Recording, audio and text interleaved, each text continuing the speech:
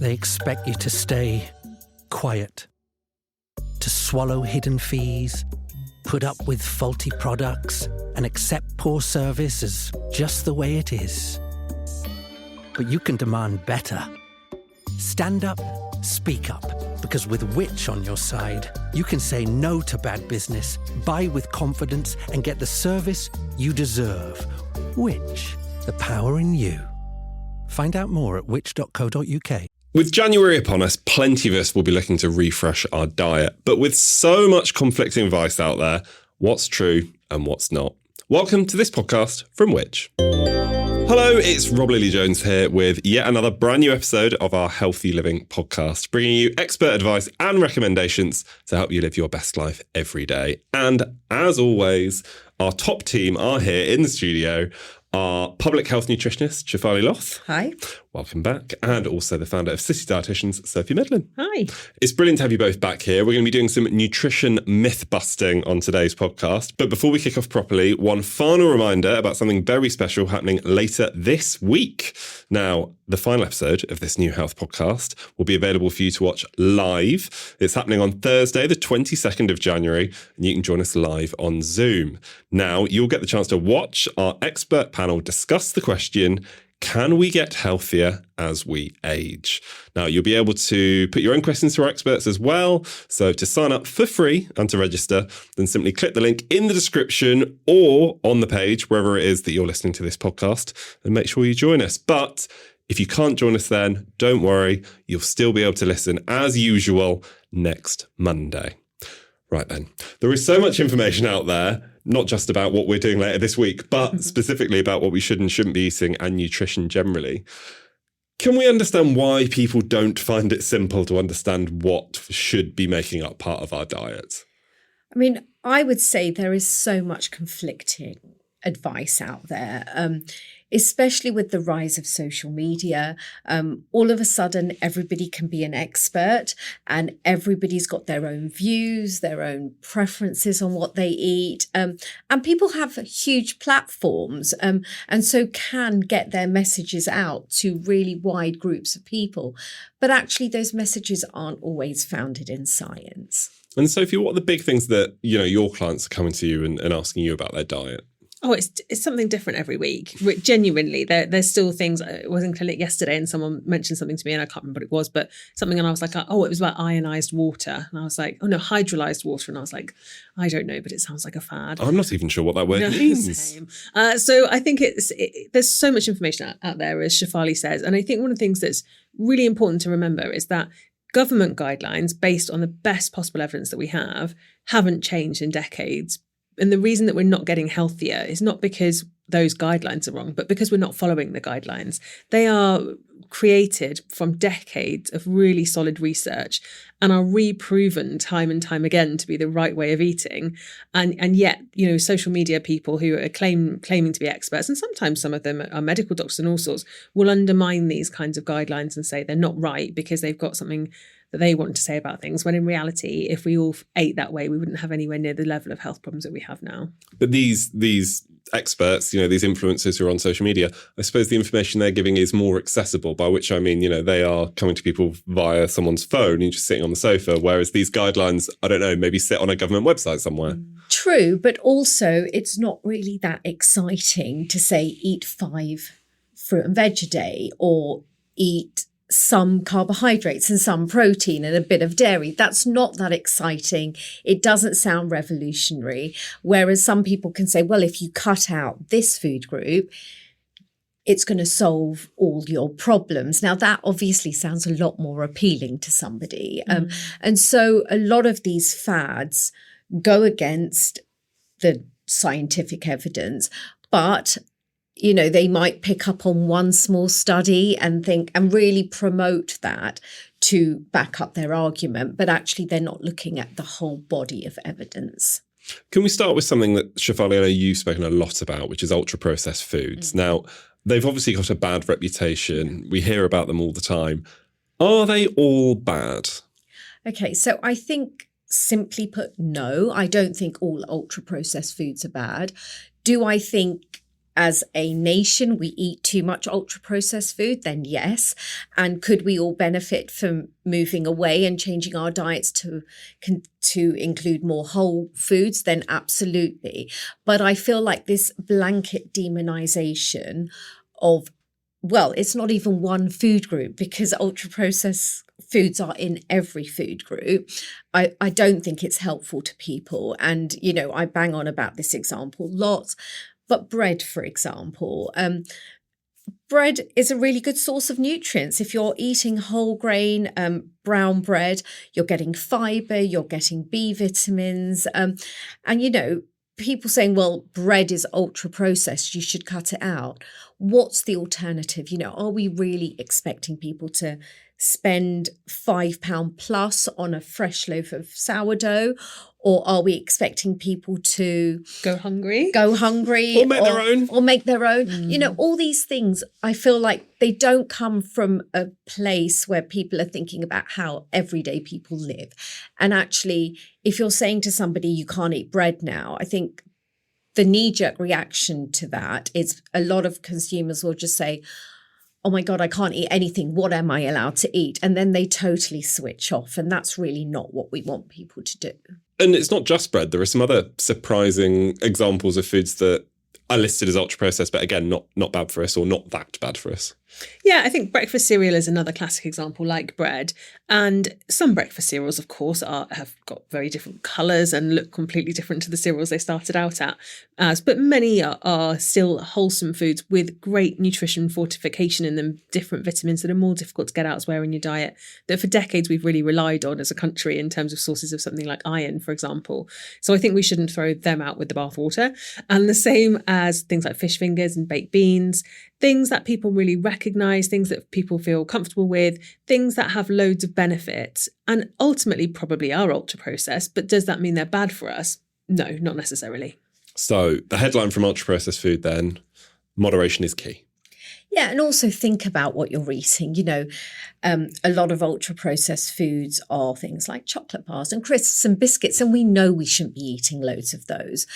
Whereas actually, sliced bread, fish fingers, beans, they all contain really important nutrients in our diet. We've also got a great video on our social channels that Shefalee, you presented. If you go and follow us at Which UK over on socials, have a scroll down the feed, you'll find Shefalee talking all about the ultra-processed food swaps that you can make. So go and check that out as well. What about fruit and veg? Fair to say we're not getting enough of it? We're not eating as much as we should? Yeah, absolutely. At population level, for many, many years, we've known that people aren't eating as many fruits and vegetables as we would like them to. And one of the things that I always say to my patients and say to in presentations and things when I'm talking to people about fruit and veg is that for every additional portion of fruit and vegetables you have, you reduce your risk of heart disease, diabetes, certain cancers. We don't bang on about these things for fun. We say it because literally for every increased dose, your risk of certain diseases goes down. On that, is it the case that you should be eating a wide variety of fruit and veg, or say, I don't know, your favourite fruit and veg, you like a banana, an apple and a tangerine, and that's all you ever eat of fruit, and then of veg you like carrots and broccoli, but you don't like other veg. Is that still enough, or should you be introducing variety into your diet? In an ideal world, we would like people to have a really good variety of fruits and veg in their diet. If the only ones that you like include 5 different types of fruits and or vegetables and you eat them on repeat, that's certainly a lot better than not having any fruits or vegetables at all. And what about frozen fruit and veg? Is that still good? Can that still be good? Yeah, absolutely. I think people have always been a bit snooty about frozen or tinned fruit or veg. But actually, a lot of the time, well, first of all, they're cheaper. Secondly, they won't go off. They don't spoil in the same way. So that leads to less food waste. And so ultimately you save money that way as well. And certainly in some circumstances, such as frozen peas, they're flash frozen within a couple of hours of picking. So they retain their nutrients much more than perhaps fresh do. So they're not inferior by any means. Sometimes you might lose out on texture and things, but just use them wisely. You probably don't want to use frozen broccoli in a salad, for example, but in a stew, it's not, or a soup, it's not going to make any difference to you. And as you said there, it can just be more convenient, can't it? I mean, I know me and my wife, we've gone away from buying sort of big heads of cauliflower because, we'd use some of it and then some of it would go off, and we buy a bag of frozen cauliflower. And then, like you said, you can put that into curries, for example, and it's actually really, really good. And the taste is actually still there, but also you're not wasting as much. No, and the nutrients are still there, more importantly. I think one of the things that you mentioned earlier, but is really important to say, is that when we demonize certain foods or we look down our noses at frozen or fresh, there are people out there who might think, well, I might as well not bother because canned is not that good and it's the only thing I can afford, or I'm disabled and it's the only thing I can really have, or same with frozen, for example. And actually the message is that any fruits and vegetables and any whole foods are great for us. It's about doing the best you can with what you've got. What about the phrase that is sometimes bandied around, the sugar in fruit is bad for you? Yeah, I mean, it's one of my real bugbears. I used to do a lot of boxing and I went to I did some coaching with some children, and a little girl who was probably about 7 said to me, "Oh, I'm worried about how much sugar there is in fruit." And I just thought, if that nonsense message has got down to someone of that age, that's a really scary and sad thing. We don't worry at all about the sugar that's in fruit. We would put a little caveat around dried fruit because it's very easy to eat a lot more dried fruit than you would of the fresh fruit, and then you can get a bit more sugar. But whole fruits, even in smoothie form, are still just as good for you. Once you take the fibre away and they're in juice form, then again, we would think a bit more about the sugar content. But ultimately, smoothies and fresh fruit, we don't need to worry at all about the sugar content. And Shefalee, what about fruit juice? Okay, so Sophie touched on that slightly. When you juice a fruit, you obviously remove a lot of the fibre and you free up the sugar, so they're not in the fibres of the fruit. So actually, fruit juice, it does count towards one of your 5 a day, but we would be saying you shouldn't be getting all of your 5 a day from juice because actually it can be damaging to teeth.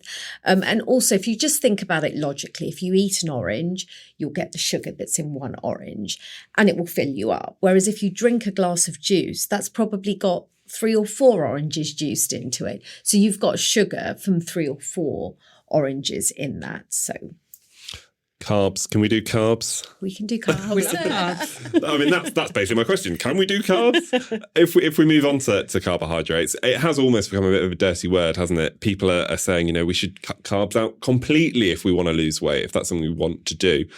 Do we have to cut carbs out completely? Is that something we should do? I'm assuming no. No, you shouldn't. And, there's been a huge trend for quite a number of years now about people thinking bread is really bad for them and they're avoiding gluten. And obviously, if you're celiac, then of course you should remove gluten from your diet. But actually, for most of us who aren't, then it's perfectly healthy and perfectly safe to be consuming. I think carbs have a bit of a bad rap because obviously protein is like the thing that's put on the pedestal, whereas carbs are delicious. If you think you've got your pasta, your potatoes, rice, that's what brings the joy to my food anyway. I'm going to do a quick quiz with you, which is what I do among my friends. This is how we, hang out at the weekend. Top 5 carbs, if you were to list them. So we've got potatoes, rice, noodles, bread and pasta.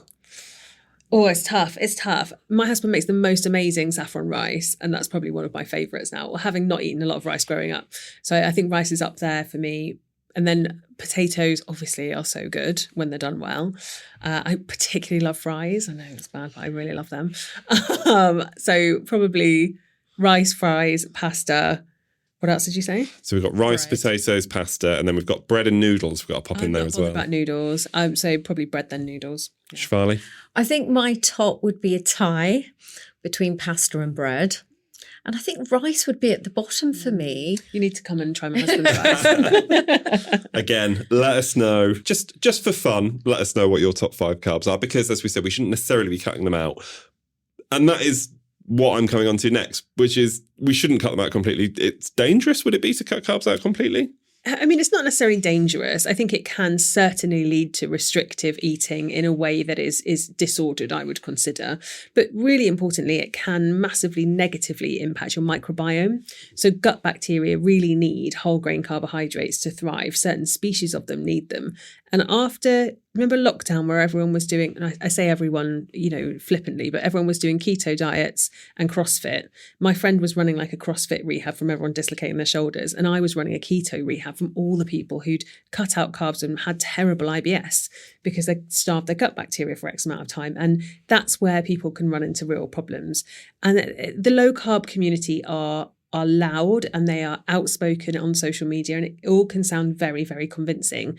But there is absolutely no need, when we look at studies of people who are put in labs and fed the same amount of calories from different food sources, there is no superiority to low carbohydrate diets in comparison to other calorie controlled diets in terms of weight loss impact.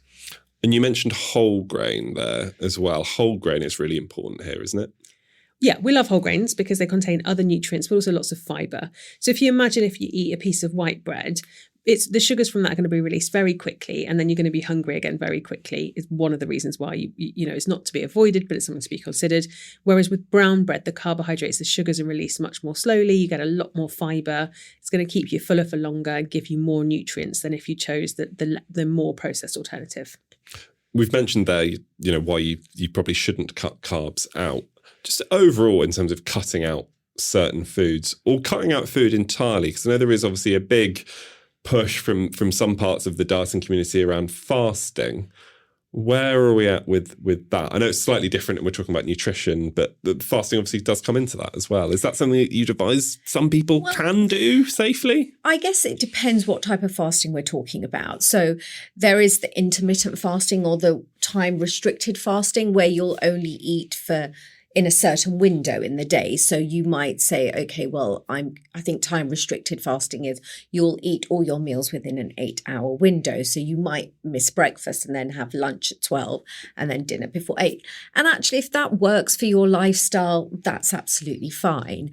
The other type of fasting is things that are known or promoted as detox or cleansing diets. And those involve where you might just cut out all food for a certain amount of time or just have juices. And I would advise against those.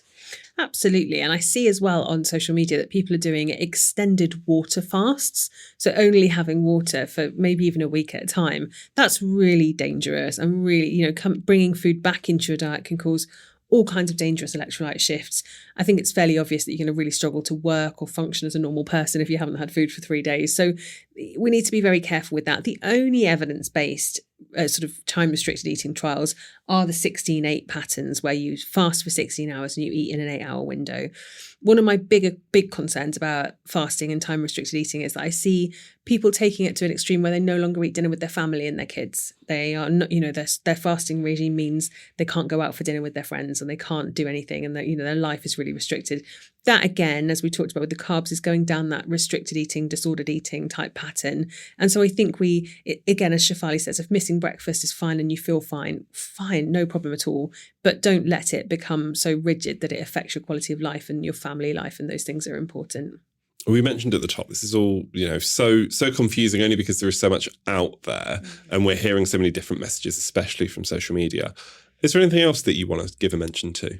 Yeah, my biggest bugbear at the moment is the seed oils are evil. And there's a really vocal brigade on social media that tell you that seed oils are the cause of all evil. And actually, that is not what the evidence shows. All of the evidence shows that actually seed oils are really healthy. If you replace saturated fats in your diet with seed oils, that's really good for your cholesterol health, your heart health. But that hasn't stopped people really jumping on this seed oils are terrible bandwagon. I don't know what some of the causes are. No, I think it's sort of trying to, like we talked about right at the beginning, find something to blame and then really go to town on that. And it's a difficult thing to unpick. There's even apps now that tell you what foods have got seed oils in them and what to avoid and all this kind of stuff. It's complicated and it's difficult in terms of psyche, but in terms of research, it's very obvious that seed oils aren't doing any harm at all and in fact are much more beneficial to us than some of the saturated fats out there that you might consume in place of seed oils. it's a messy space. And I think it just takes a couple of really vocal people who perhaps have, a bit of a platform or a bit of credibility behind them to say these things. And before you know it, it spreads like wildfire. And actually, one of the arguments I've seen is, well, since our increase of seed oils, since our dietary increase of seed oils has increased, actually the incidence of X, Y, and Z diseases has increased too. And actually what Sophie was saying is, it's not that our diets have changed massively. It's just that we're not following the diets that we're meant to follow. And that's the problem. It's not just the introduction of one of these seed oils that's caused all the problems. And what's so interesting to me is that there will be people listening to this or watching this who will think they're absolutely wrong about that and be really angry about what we're saying about these things. It could be on any of the topics we've talked about. People get so invested in their nutrition sort of identity, I suppose, and the things that they believe in. And in your community, the area of social media that you're following or you find on your algorithm. Yeah, and the same goes for vegan diets, people who are now carnivores. There's so many dietary tribes in nutrition that everything that you read perpetuates the things that you believe in. And, that algorithm stuff is dangerous because you believe everything that you read. And unless you have a good broad understanding of the nutrition research base behind something like seed oils, which frankly, I don't. I speak to some of my colleagues who have been researching seed oils and other fats for decades and say, what is this nonsense? And they say, it's nonsense. And I say, okay, that's really helpful. Thanks. And, if you don't have access to that kind of advice, it can be so easy to get swept up in this stuff. I should say we have loads of great advice on which.co.uk, so make sure you do go over there and read that. Guys, it's been brilliant. Thank you so much. Really, really useful as ever, and we really appreciate it. So Sophie, Shefalee, thank you. Thank you so much.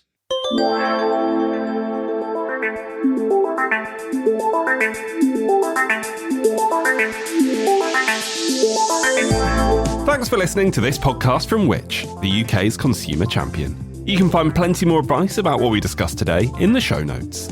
There you'll also find a link to become a Which member for 50% off the usual price, an offer exclusively available to you, our podcast listeners. Joining Which not only gives you access to our product reviews, our app, one-to-one personalised buying advice, and every issue of Which magazine across the year, but you'll also be helping us make life simpler, fairer, and safer for everyone. Don't forget to hit subscribe wherever you're listening, and that way you'll be notified whenever we release a new episode of Which Money, Which Shorts, or any other podcast that we make for you. And if you want to get in touch with us, then follow us on social media. We are at Which UK, or drop us an email to podcasts@which.co.uk. And we'll see you next time.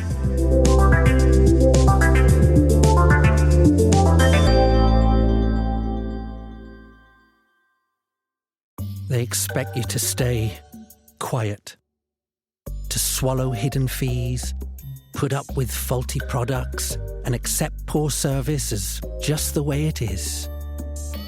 But you can demand better. Stand up, speak up, because with Which on your side, you can say no to bad business, buy with confidence, and get the service you deserve. Which, the power in you. Find out more at which.co.uk.